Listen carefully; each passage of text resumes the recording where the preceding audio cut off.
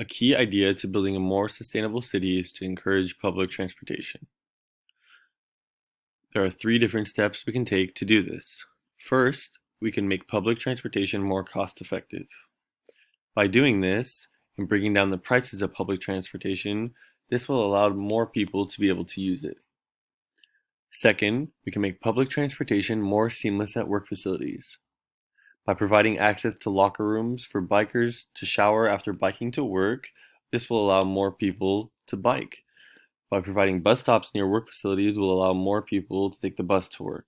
And including membership programs where public transportation is encouraged will lead more and more people to use public transportation.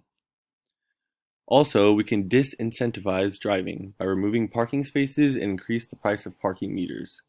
This way, less and less people will use their cars and instead will either take some form of public transportation. The benefits of public transportation are many. First, public transportation reduces air pollution. The less people driving, the less car pollution that is in the atmosphere. Also, the less people that are driving will reduce the traffic congestion.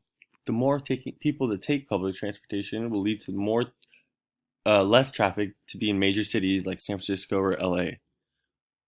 Another benefit of public transportation is that the less that you use your own car, the more fuel efficient that it will be. This will lead to less fuel being used in our communities where there are many, many people driving.